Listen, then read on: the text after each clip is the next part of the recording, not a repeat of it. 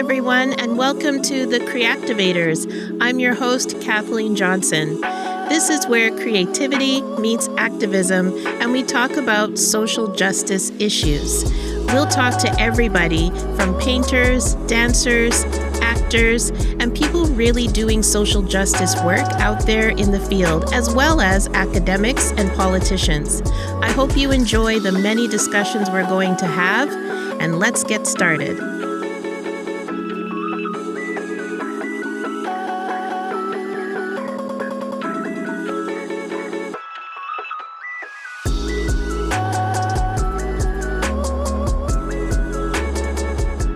Hello, everyone. Welcome to the Creativators podcast. My name is Kathleen Johnson, and on our show today is Dacious. Yes. Dash. That's right. And fascinating person. I have actually seen you twice do a keynote, and each time I'm blown away. And I pick up something different from your story each time that really touches me. So tell people a little bit about yourself and your journey to Vancouver, because I know it started in Liberia. That's correct. Yeah. And now you're here and doing amazing things with youth. Yeah. So we'll get to that. Tell people who you are. Yeah. First, I do want to say I thank you, for this opportunity for, bringing me on the show. I also want to give God the glory. Just being here today, it's amazing. Again, my name is Dacious Richardson. My student call me Dash. Friends call me D-Rich. Yes, just, Dacious Richardson. Okay, just I like that. for sure. I like that D-Rich. too. I like D-Rich too, yeah. Growing up, I grew up in Liberia, born and raised. Love Liberia. The culture, the people, we're amazing people. Very resilient, with the amount of things and the struggle, the pain that we went through, but we still found peace, we still found happiness within all of those. So I love where I'm from. Yeah, it's hard. Growing up, we have in our community, it's a saying in Africa where it says that the child is not just raised by its own family or their own family. The community is this family, and that's what I grew up around. Having relatives, having aunties and uncles who are not related, because, that's just how we grew up. Everybody's family. And if I'm out on the street doing something messy, somebody's going to, discipline me, who is not even related to me, because they know my mom or they know my father or they know someone who knows me, yes. So it always keep us as a kid, on the right path, making the right choices, not doing something silly. However, Liberia comes with happiness. However, it also comes with, a lot of pain and some struggles, especially Liberia going through civil war. Myself, born during the time of civil war, experiencing it from a very young age. It was a struggle, and it brought, trauma and some sad memories. Yeah, some sad memories that no young kid, no young children should ever, experience such pain or such experience, whatever they went through. No one should experience that. And that's why I face, from a very young age, trying to deal with, all of those struggles. Leaving your home, going to a displaced camp with your family, some days waking up, not even having food to eat. All you can hear is the bullet, bullet flying, bullet sound. Some of the friends I grew up with end up becoming child soldier. Some relatives were taken away. To this day, never came back. Even some people in the community that we all knew, they were part of the rebel groups because they were forced to, become part of that. And they capture you at a very young age. You join the force. And there's a story that many people will know. This guy called Ishmael Bell. So Ishmael Bell, there was a book I read when I was in high school. He's actually from Sierra Leone, and he's becoming a child soldier. He was forced to kill his parents. Mm-hmm. In the book, he talked about how some of the kids were even forced to, sleep with their parents because somebody hit you, you killed that person. They were forced to do that, forced to use gunpowder as a way of drugs. And that book actually helped me to, to overcome some of the trauma and struggle I went through. Mm-hmm. Yeah, I want to relate to that. But growing up in Liberia it was amazing. It was beautiful. It's a beautiful place. I know that. We grew up where in the evening time, the middle of the night, the moonlight is so bright. We would come on the moonlight. We have our mats, telling stories. So storytelling has been the pillar of my life. Hearing from our grandparents, telling some other folks still, from back in the days, even us kids passing on, talking about some of the stories, spider stories, all of this amazing story, and it just brings back memories. And we also play in the rain. We play soccer from in the morning till late night. Sometimes your parents say, "Hey, Dacious, come and go eat." Even though I'm hungry, I was like, I'm not hungry because I'm enjoying playing. Yes. And playing in the dirt, amazing time. We have so many games that we play as kids, and those games are so active, because it keeps your body moving, and I really love it, and I miss home. Yeah, that sounds wonderful.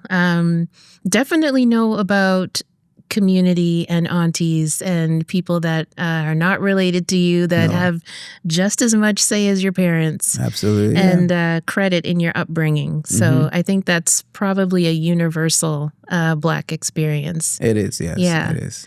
And now you're here. Yeah. And some of those things that you mentioned, like the games that you played and those things, so definitely have transferred over to your life here. Yes. And what you're doing now with youth in the school system. Absolutely, yes. I'll talk about it, and before I talk about I will also talk about back home. So because the thing that I'm doing here, to be honest, I feel like it all started from small. My mom, the last time, she even reminded me, she's like, "Dasha, do you still draw?" Because I was very, good at painting and drawing. And I told her no, and she was shocked because that was something I really enjoyed doing. And she said, "Why?" Because I play sports, and I love sports, yes. But growing up back home, I was, the kid who I would have little money when I go visit my grandmother. I would go to all my aunties, uncle, collect, transportation fees before I go back to my mom. And then those mornings on my way going, I would buy paint, I would buy T-shirts so I can paint jersey, our team jersey. Yeah. I was very young and I used to do all of those things. But I was so creative in that way. And also growing up, I know I'm smart, but I was one of those brilliant kids in the community that was very smart that I used to teach kids. We call it study class, so like tutoring. So other kids in the community or my peers, we used to run a tutoring program, a classroom, we call it in the community where I will be teaching those kids. So all of those things now I'm doing, bringing, youth together just to talk about issues that we face in the community, that all started from back when I was at a very young age. So now, moving over to Canada, it's fascinating to see me doing all of those things because, I brought that with me. And now in the school system, I work as a school liaison. And what that looks like, basically providing safety, mental support for, the students, all of the students in the school, just being that mentor, that person who they can trust in the building, who they can talk to whenever they need, helping them around the school, the environment, but also with my work related to the work that I do in the community, providing some of the resources that, I have connection with, providing that to them. And it's amazing because there are a lot of youths, in our school system that are lost. They want to find a sense of belonging. They need someone who they can call mentor. Some of our Black youths looking for a representation. So someone who looks like them And I feel like I fill that gap because I can relate to, kids who experience violence. I can relate to kids who are Black. I can relate to kids who face the struggle. I can relate to kids who are refugees or immigrants. Because all of those, surrounds my early beginning. And just being in that space to provide that opportunity, it's amazing. And I do it willingly with my heart because I love what I do and I care more for people, especially our young people here. Yeah, I can see the way you light up when you talk about them. And what are some of the goals that you work on with youth? Like a youth is coming to you and they're struggling with something. Do you help? Are you like a coach? Like, do you help them goal set in their life, or what does that look like? Yeah, so I would say, okay, with my role again as a liaison, I fit so many shoes. To be honest, although my role as a liaison, it's providing safety, but I also, before then, I used to work as an outreach youth worker. That also looks like, with a new kid come to the country or even kids who are facing struggles, connect with them, build that relationship, sometimes take them to the gym, the park, just hanging out with them, having that conversation on, hey, where are you? Just asking them the question, where are you right now? What is it that you want in life? Just normal conversations, like something like, what did you eat today? And then I just want to know how that kid feel. How are you feeling today? Because our kids, they go through so much. And even with me in the school, sometimes how I deal with incidents is that I don't like to yell at the student, especially telling them to go to class. If I see a kid in the hall a couple times, I want to know, why are you always in the hall? If I see a kid crying, frustrated at something, or even angry at me, sometimes I get kids that yell back at me, like even insult me, but I don't take that to heart because maybe that person is going through something that I don't know. And the way I try to, resonate with them is, okay, hey, if you need a space, you got it. But whenever you need to talk, I'm here. I'm always available. And sometimes it's not just me talking. It's just more about me listening. Just knowing where they are, allowing them to express themselves. I'm a person who I don't like swear words. Especially I always told the kid, you're around me, we don't use it. But at times when they're frustrated, and then they're going at it, and it's okay. And I understand that. So I'm just a listening ear. And then where I can help, I'm available to help. That's also providing the resources that I can from other communities and organizations in the community that I can reach out to. Hey, I have this kid who needs help in this place. At times I actually have taken kids to a barbershop, to get haircuts. Sometimes give them gift cards, because those are something that I got from other people too, mentors who were in my life, and I'm just providing that back. It's fascinating, it's amazing, and I don't know how to express it differently, but to just show care and love. Yeah, I've heard you talk about particular people that showed that to you when you came here. Absolutely, yes. Yeah. So it's amazing to the experiences that you have. It's amazing to pay that forward. Yeah, I agree on that. Paying forward, it's something that I witness because I see that from my grandparents, my grandmother, from both mom and dad side. I see that from my mom, very hardworking, care about people. And I'm a person where if you do something for me, I don't expect, if I do something for you, I don't expect you to do that back for me. I'd rather you do that in return for another person. Yeah, so if you do something for me, I will try to do something for another person. And that's been my life growing up, just helping others. And that comes with, me creating my organization. I see the need, I see the gap that many of our youth needed spaces. They needed a voice to be heard. So I'm like, okay, what are some things that we can do? And I sat down, being very creative, think my mind has always been creative. I thought about what are some of the things I can do. And those, by creating a soccer tournament, creating a space where youth can come together to talk about issues that we face, the struggle in our community, just helping the community, cleaning up those little things. It's very, very important. And I will tell you, when I was in school, in high school, I actually used to sometimes go to the school where I would pick up garbage. Nobody tells me to do it. But that's because I wanted to create a change. And I changed nobody had to see me doing it. I just do it out of my own way by picking up garbage, helping cleaning the chair, the classroom. And sometimes I help people who I see in the gym, in the class like that, in the gym that we have PE together. I will help them.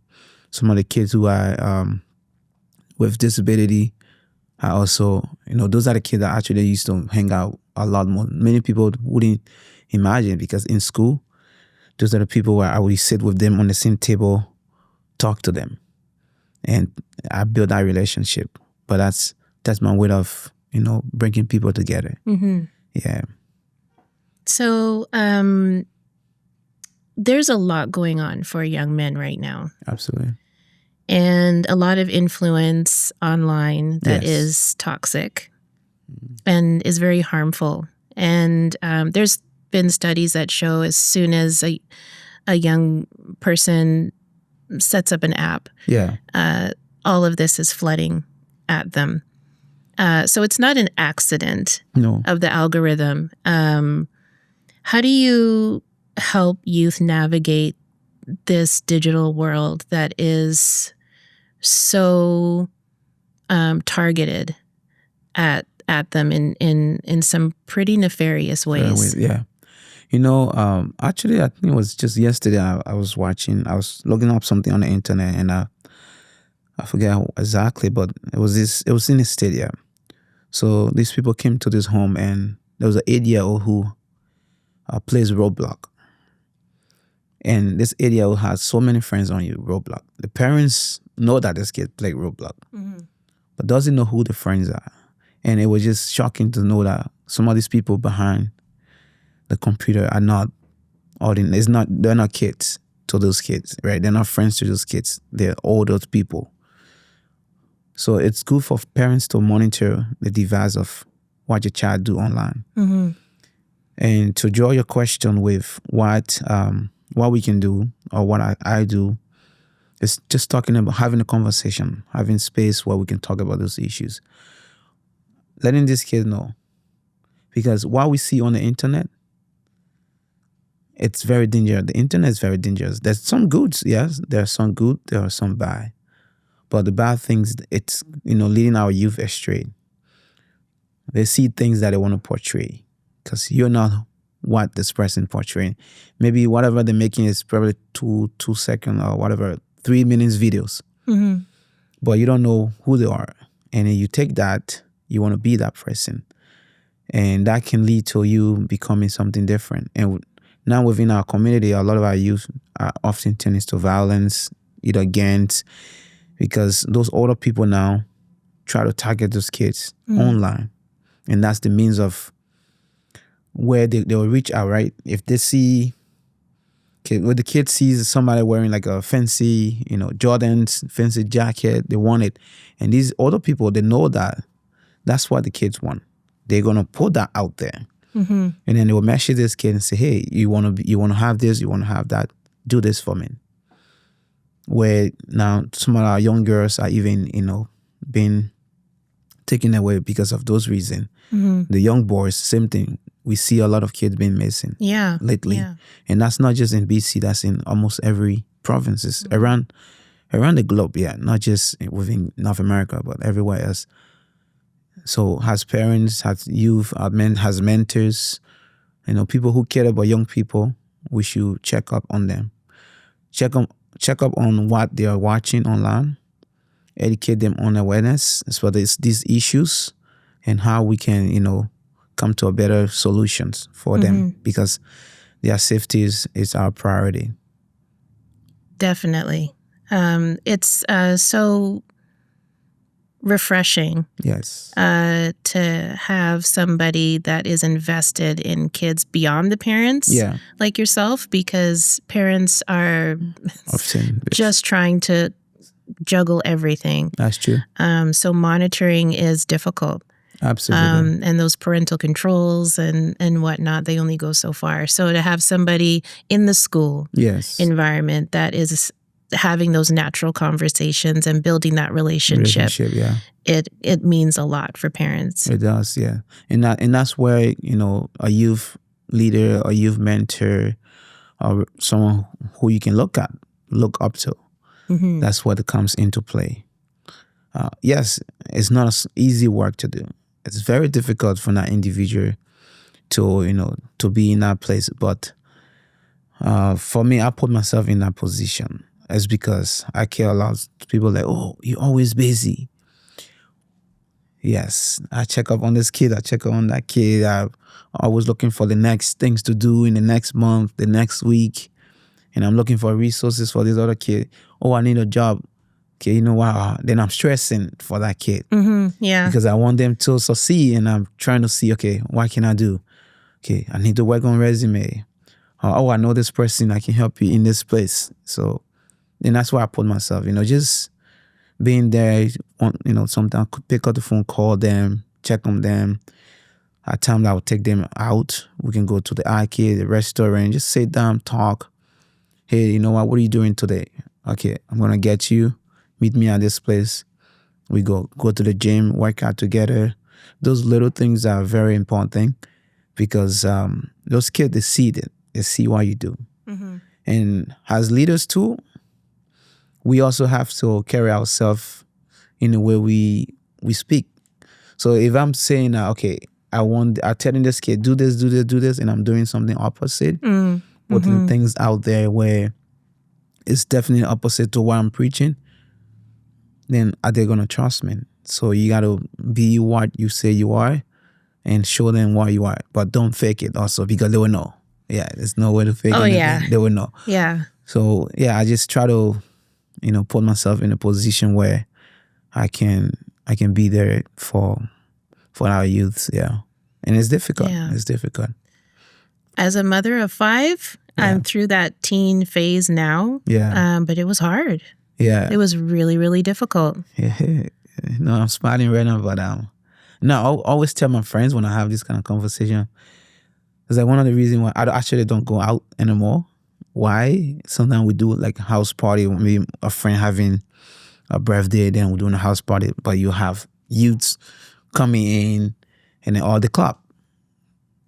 Because sometimes I will see those kids that I work with in those spaces. Mm-hmm. And sometimes when we stay longer, like say 1 o'clock, 2 o'clock, those kids they need to get home. I will actually use my money, call Uber or taxi to get them home. So I didn't want to put myself in a position where, okay, I'm in the same space as them. So I kind of took myself away. But I said, okay, I'll be from 5 days, 10, but I still help these kids. Mm-hmm. Because I'm trying to be the leader where it doesn't mean I don't have fun. I do have fun, but I just didn't want to be in the same place as the youth, want to come in and see, oh, this Dash. Yeah, although I don't drink or do any other things, or smoke, nothing like that. But I didn't want to be in a place where, the youth are, especially in like not a good scene. Yeah. Mm-hmm. So I took myself away from that. Yeah. So now you won't see me going out. Yeah, I just have small conversation with friends. Yeah, yeah, that's fair. Yeah, that's fair. Yeah. So, what is the next thing that you're looking forward to? This is our year-end episode, and so looking ahead to 2026, what does that have for you? Honestly, this year it's been amazing. I would say a lot of achievement. Sometimes I look back, I can't believe, what has happened. Just seeing where I'm coming from and to see where I am currently. Yes, of course, life is not so easy, but I'm grateful for what, it has given me and for what I've achieved so far. as individually or as an organization. Where for next year, we look forward to creating more inclusive space, as we always do, to give more opportunity for our youth. Hopefully, there are more funding out there that we can have access to run our programs, because as our programs are growing, it's growing more and more, and we need to have more spaces, more conversation, more programs where the kids can have the opportunity, and being given the opportunity, it will open more doors for the young people. And we're hoping to hire a few youth for a couple camps. So hopefully we get some funding, and that will be something that the kids can work in those spaces. We're also trying to, in March, we will be doing our culinary workshop, and that will be with Venezuela. That's something that we're looking forward to. It will be, partnering with, an African cuisine, where the kids will be getting a full SIP certificate. Oh, nice. And then they will learn how to, make cultural food. Mm-hmm. However, every year in February, we celebrate Black History Month. So where the youth comes together, do the planning themselves. We have keynote speakers. It will be all youth. The youth are the keynote speaker. They're the one who's doing presentation and all of those things. So that's something we did in the last 2 years, and we want to continue on the momentum, because if you see in the school system or in the community, sometimes some of the celebration that's happening for Black History Month, I often do with bigger organization, not so much particularly with youth, but now since the last 2 years, we youth-led, celebrating Black History Month, especially in Surrey schools with all of the BSU group. And we want to build up on that. Next year, we might be a little bit different, where we want to do it in a gala form, but also giving out awards and a certificate / maybe scholarship to some other kids who are, doing amazing work in the community and in their school as well. That's amazing. Yeah. So with all of that planned, your organization is it seems like they're really putting a focus on not just giving the youth programs and saying, here you go, but they're actually an active part of running the program. Yes. Okay, that's awesome. Running the program. So one of our initiative we have is called Future Leaders. So Future Leaders, we got the funding to United Way BC that helps with that program.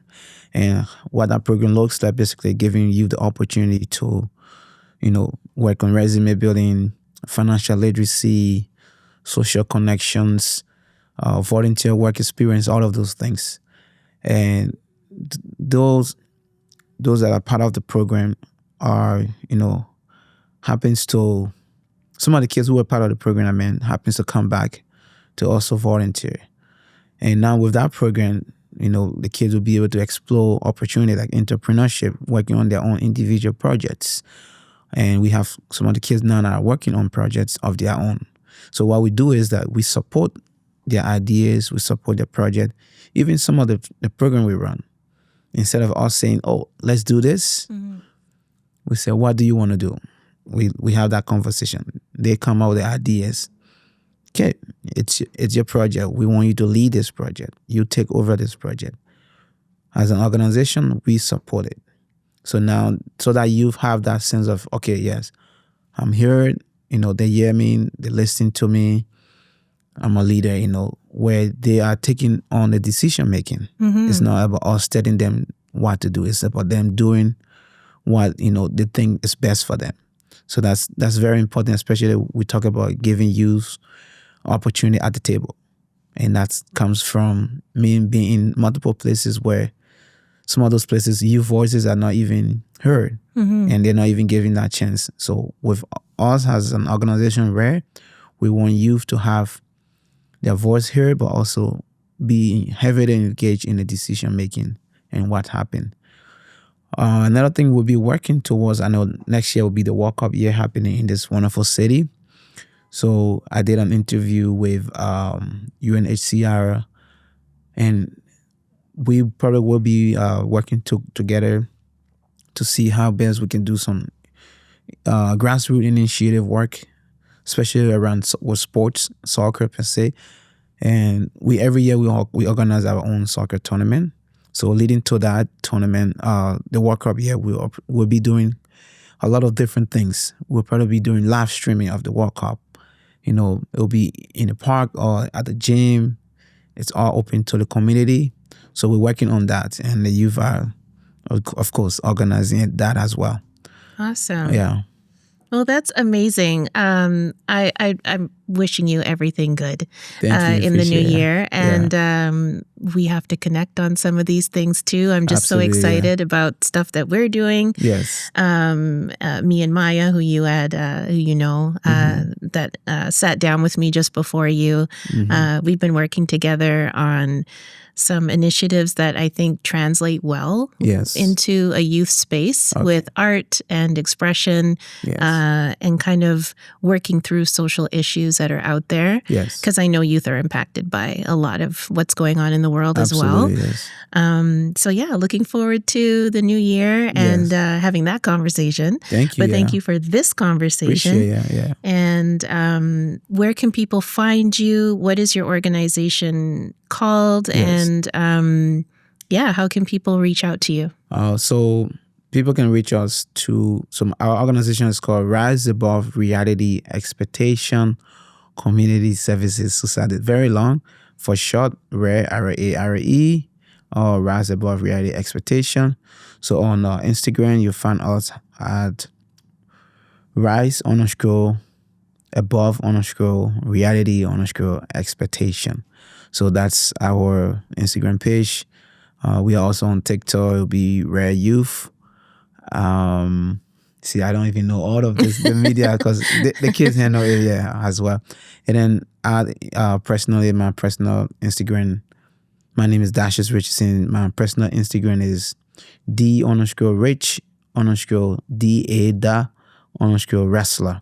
So D Rich the wrestler, yes. Okay, yeah. I didn't even touch on the wrestling part. Oh, yeah. Yeah, that's another thing. I know. I love sports, and wrestling actually helped me a lot to overcome, with the trauma and stuff. Yeah. So it's a healing. It helped me heal, yeah. Well, the youth are lucky to have you out there. Yes. And I really appreciate you sitting down with me for this. Yes, thank you. So everybody, you can find this organization and, put yourself out there for youth. Yeah. If you have a skill that you're really good at and you want to share it with somebody young and hand it down, get out there, get involved with young people. Absolutely. They're our future. We need to invest in them with our time. And so glad you're doing that work out there. Yeah, thank you. Yeah, it's important to give young people the opportunity. So again, if you give a young person an opportunity, not just now you are creating a change, but, they are the people for the future, You're building something for tomorrow. So it is now for us to invest, in them to help them succeed. We got to listen to what they want, listen to the conversation they're having, listen to the things they're saying, so that we can be able to create a platform, a space that they can, use for their own benefit. Again, provide opportunity for youth, provide for them whatever they want, and reach out to us if you need partnership, anything, you want to work on a project together. We're flexible. We can always partner. We always partner with different organizations because we are state grassroots. So everybody and anybody are welcome. And if you want to invest in us, please do. Yes. Because we need that as well, yes. It takes that too, yes. Yeah, let's sit down for coffee and have some conversation, yeah. Okay, thank you. Thank you so much for being here. Appreciate it. Thank you for the opportunity. Appreciate it. Thank you so much. Thanks for joining us. And if you liked that episode, please like, comment, subscribe, and share. And feel free to pick up my book, Thinking Outside the Boardroom, Creative Solutions in Diversity, Equity, Inclusion, and Anti-Racism, available on Amazon and everywhere else books are sold.